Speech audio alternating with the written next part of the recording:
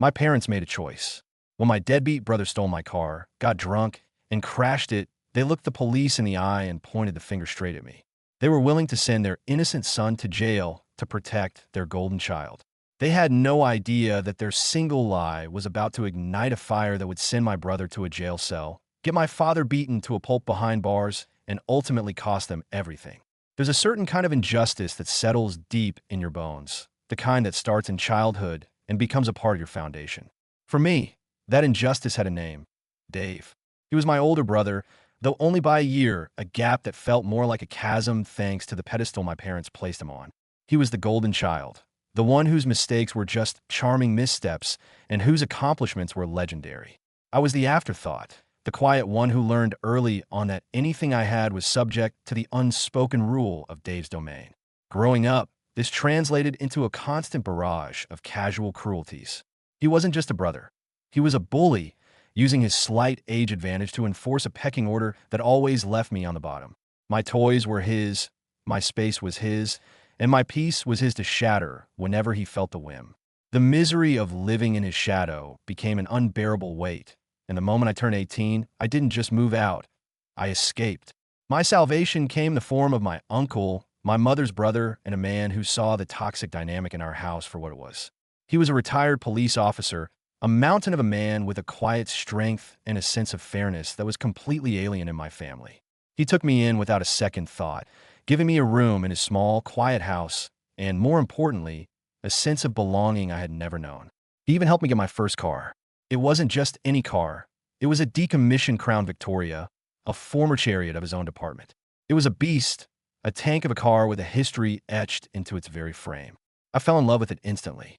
The way the V8 engine rumbled to life, the solid, reassuring weight of it on the road.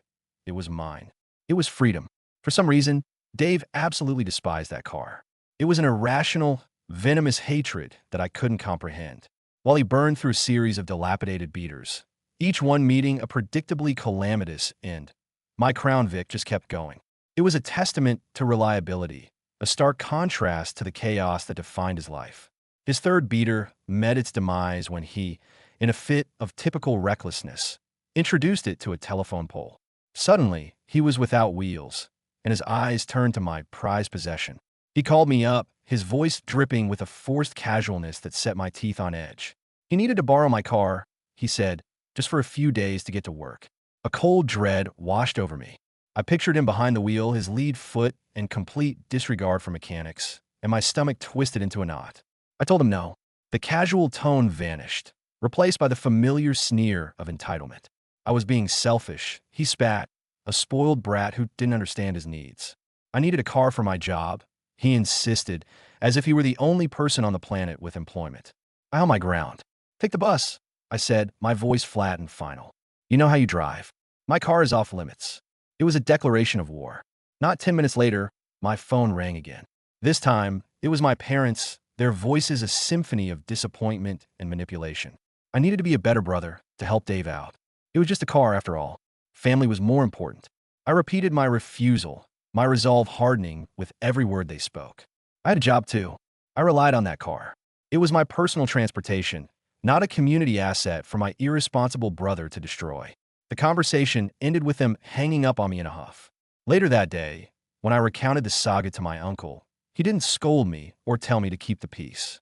He grinned, clapped me on the shoulder, and gave me a resounding high five. Good for you, he said, his voice full of pride. It's about time you stood up to them. A few days passed, and a tense quiet settled over the family front. I thought the battle was won. Then, one evening, I walked out of my workplace into the biting December air, and my heart sank. The spot where I'd parked my Crown Vic was empty. A gaping, horrible void in the parking lot. My first call was to Dave. It went straight to voicemail. My hands started to shake, a mixture of rage and panic coursing through my veins. I called my parents next, my voice tight. Did Dave take my car? There was a brief, telling silence on the other end of the line before my mother's voice, laced with false surprise, denied everything. Of course not, honey. Why would you think that? Because it's gone, I said, my voice rising. And if you're lying to me, I'm calling the police right now and reporting it stolen. The bluff worked.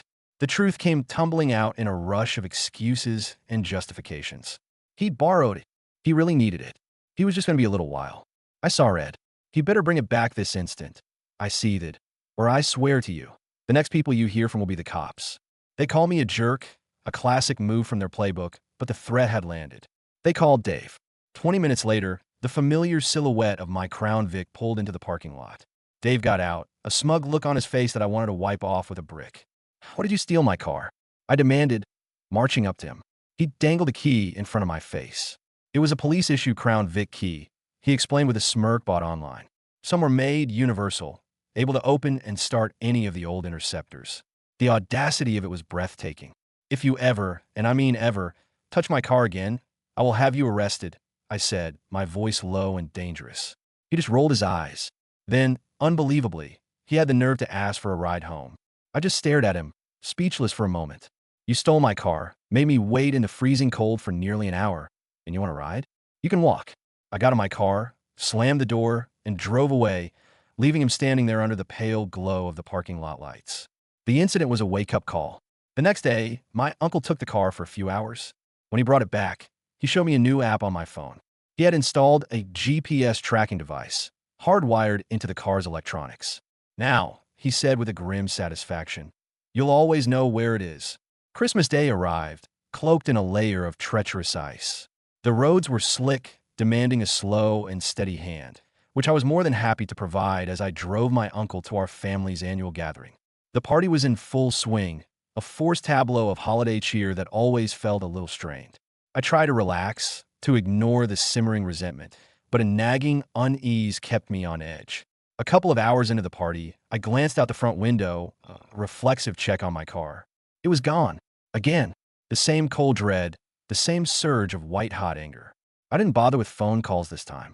I pulled out my phone, my fingers flying to the tracking app my uncle had installed. A small dot representing my car was moving steadily a few miles away. I finally called Dave's cell, my voice shaking with fury. "Where the hell are you with my car?" The whole party went silent. Everyone turned to look at me, their faces a mixture of confusion and concern. "What's going on?" my aunt asked. "Dave stole my car again," I announced to the room. My uncle, standing beside me, nodded grimly. "It's not the first time." Over the phone, Dave's voice was slurred and belligerent. "Screw off," he mumbled. "I'll be back soon." A new, more terrifying thought struck me. "Have you been drinking?" I asked, my heart pounding. He just laughed and hung up. I stood there, staring at the app, watching that was my car, my freedom, in the hands of my drunk, reckless brother. Then the dot stopped. It just froze on a stretch of dark, icy road and didn't move. A minute passed. Then two. A deep, primal fear began to eclipse my anger. Soon, my mother's phone rang. It was Dave, his voice no longer belligerent, but a high-pitched whine of panic. He needed help. He'd crashed the car. Of course, he had. He couldn't handle the icy roads, he babbled. He wasn't used to a rear-wheel drive vehicle. We all piled into my parents' minivan, a silent, tense procession following the GPS tracker's dot. We found him standing by the side of the road, looking pathetic and scared. My Crown Vic was nose-deep in a snow-filled ditch, its proud frame crumpled against the unforgiving landscape. The sight was like a punch to the gut. My uncle was livid. That car had been a part of his history, a piece of his former life that he had entrusted to me. I was just mad, a pure, uncomplicated fury at Dave for his selfishness, his stupidity, his complete and utter disrespect. My parents, predictably, went into damage control mode. "Let it go," my mother whispered. "It's just a car. He's okay." But I had reached my limit. "Enough is enough," I said, my voice ringing out in the cold night air. "I'm calling the police." Dave's face went white with terror. He begged me not to. He admitted he'd been drinking, that he'd get a DUI, that his life would be ruined. "You should have thought of that before you stole my car," I shot back. "You're going to pay for this, Dave. One way or another." As if on cue, the blue and red lights of a patrol car washed over the scene. Someone else must have seen the accident and called it in. My parents' desperation escalated. As the officers approached, my mother stepped forward and blurted out the most insane lie I had ever heard. "He was driving," she said, pointing at me. "My son here was driving. We just got here to help him." The words hung in the air, so absurd, so blatantly false that for a second I couldn't even process them. They were willing to let me take the fall, to face a DUI and a host of other charges, just to protect Dave. I stared at them, my own parents, and felt something inside me break. "That's not true," I said, my voice shaking with a rage so profound it felt like it could split the earth. He was driving. My uncle immediately stepped in, his presence instantly commanding respect. That's a lie, he said, his voice a low growl. My nephew here was with me at the party all evening. Their son, Dave, stole his car. One of the officers recognized my uncle, and their professional demeanor softened into a more familiar respect. They exchanged a few quiet words, and then the two officers turned their attention to Dave. They asked for his license. It was then I learned that it had been suspended after his last little adventure with the telephone pole. The breathalyzer test was just a formality. The cuffs came out, and the metallic click as they closed around Dave's wrist was the loudest sound I had ever heard. My mother started to wail, a theatrical display of grief, begging the officers not to take her baby away. One of the cops looked at her, his face a mask of weary patience. Ma'am, you and your husband could be arrested right now for lying to a police officer. I suggest you get back in your van. That shut them up. The Christmas party was officially over. My parents drove me and my uncle home, the silence in the minivan thick with unspoken accusations and fractured loyalties. As soon as we were out of the van, they sped away, their tires screeching on the ice in their haste to escape the consequences of their own making. Dave was released the next day.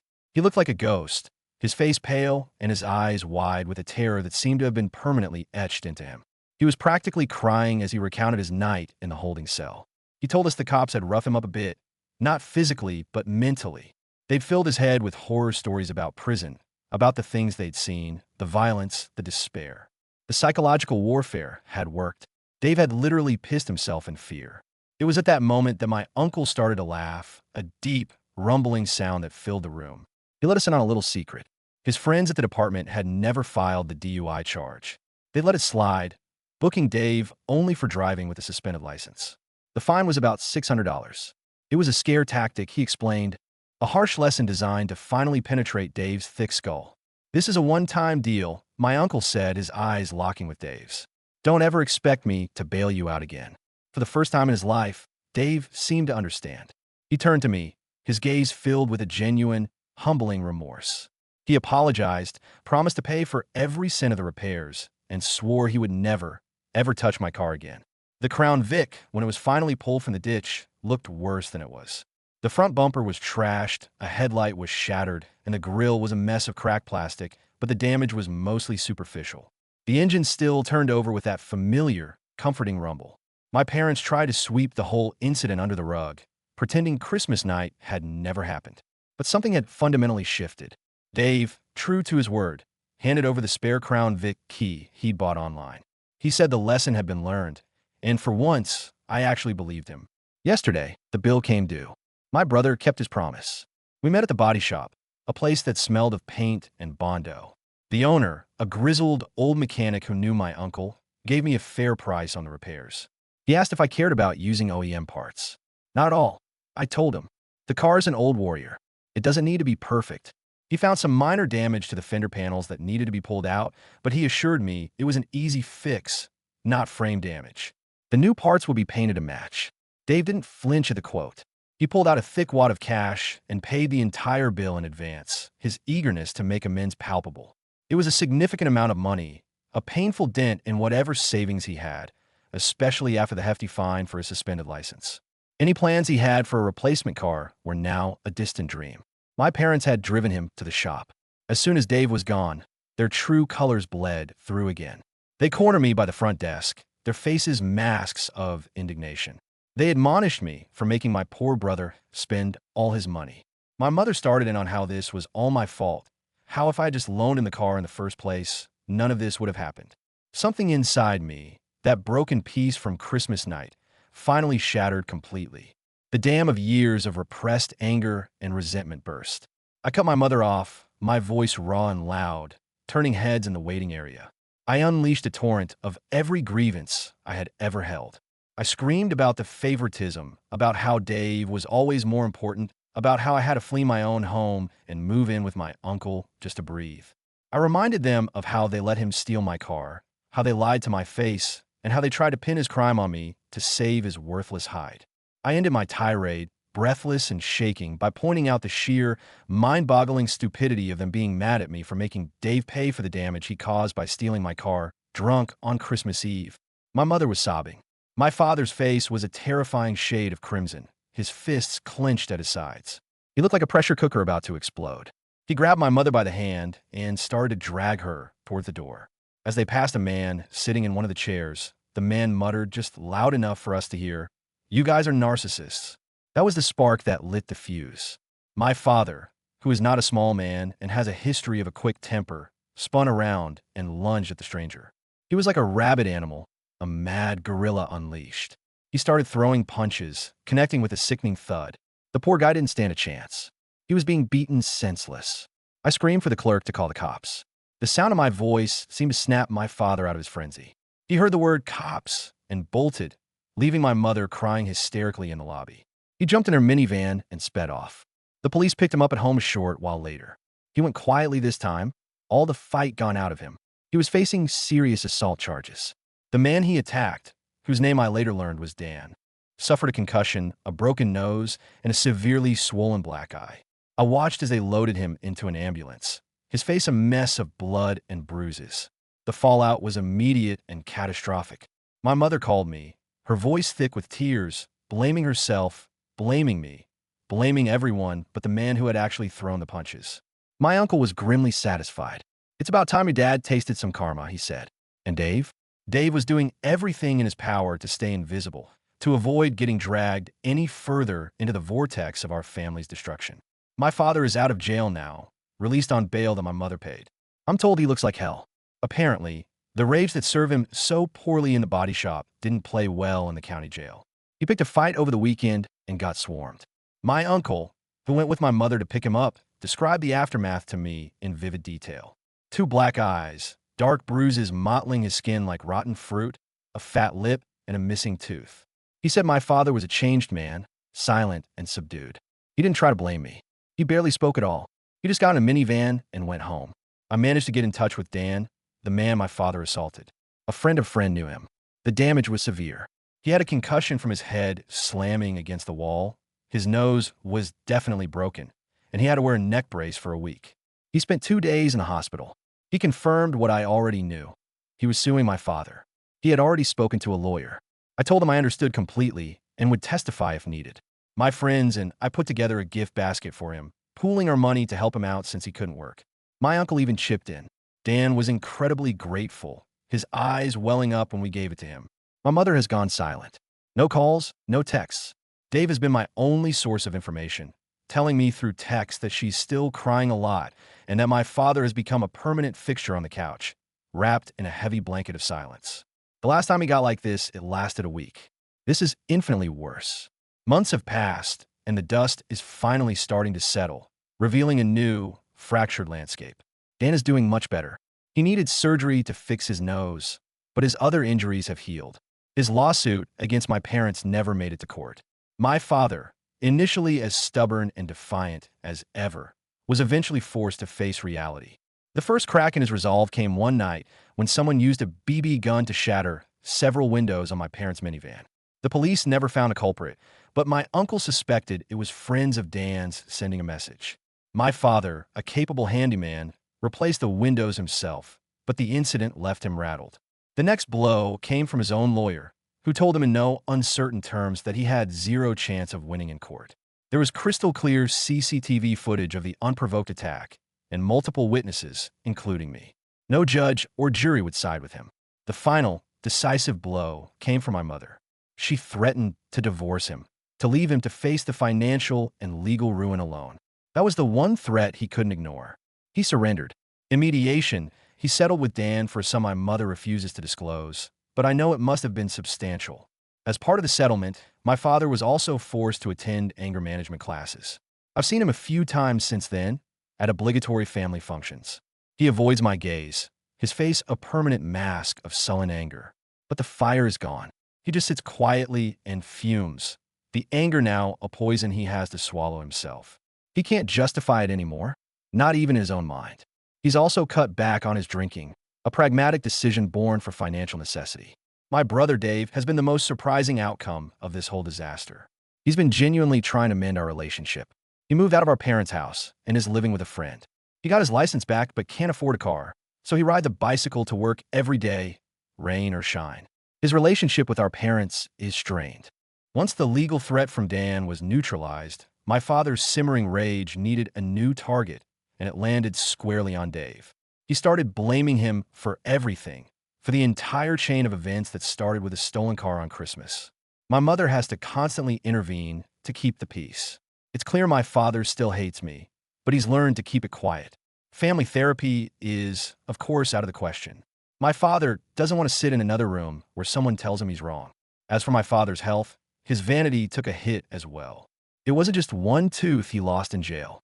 Several of his upper teeth were already in bad shape, and the trauma of the fight loosened them beyond repair. He had to have 6 teeth pulled from the upper left side of his mouth, and is now saving up for a denture. It's a permanent, visible reminder of his failure. In the beginning, many people online criticized my uncle for getting Dave's DUI charge dismissed. He read those comments, and they stuck with him. A few months ago, he told me that he'd never do something like that again, no matter who it was for. It was a one-time abuse of his connections, a lesson for him as much as it was for Dave. We all know now that there will be no more get-out-of-jail-free cards from him. In my car, the Crown Vic that started it all, is doing just fine. It's repaired, running smoothly, and now equipped with not only a tracker, but also a kill switch. It's more than just a car to me now. It's a symbol of my independence, a monument to the moment I finally stopped being the afterthought and fought back.